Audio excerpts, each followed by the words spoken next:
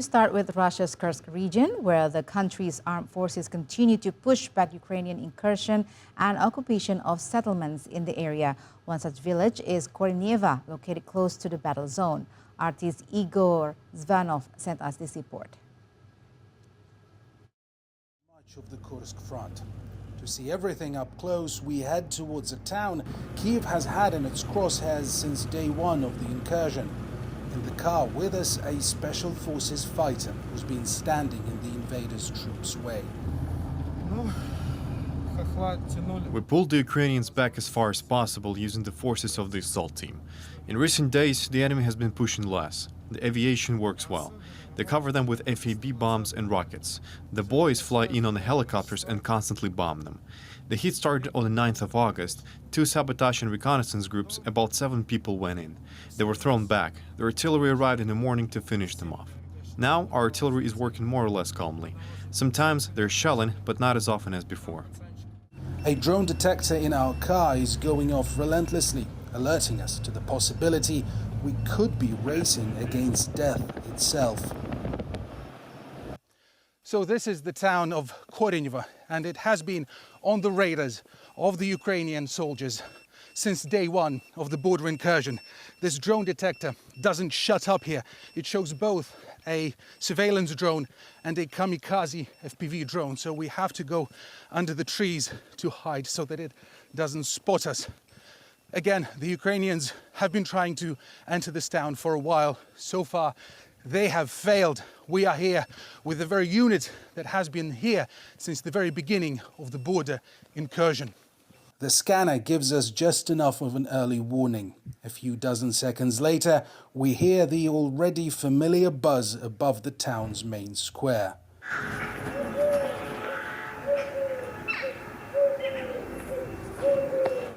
We wait for the skies to become briefly safe again and head to another spot. There, volunteer medics are setting up camp to help with treating the wounded. Give me one more box. I am the commander of a medical group. We came here as volunteers. This is one of the main priority goals of the medical group. When the signal from Kursk arrived, we didn't have to think, and 100% of the personnel came here to provide all possible assistance. Yes, it's dangerous. They kill and maim people, but we need to help. We know how to do it. We know our jobs. Who else but us will help those who do not know how to do it? One of the main priority focuses of the medical group are slow-moving crowds of people during evacuations on foot or transport. When Ukrainian troops failed to storm this town head-on, they began to squeeze it from the flanks.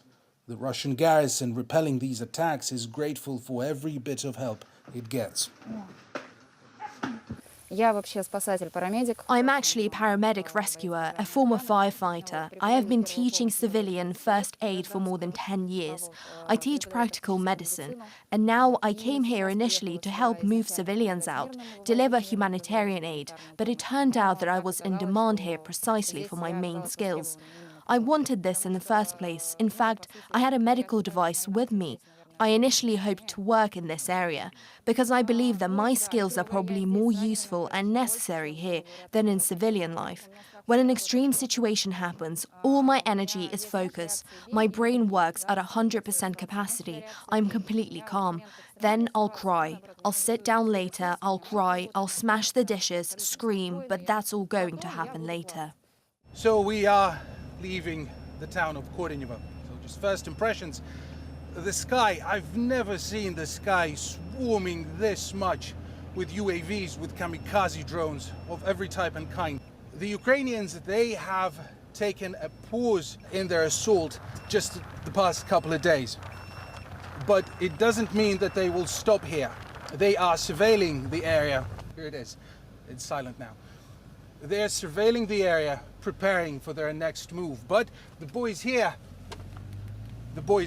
who have just bid farewell, they are telling me that they are very ready.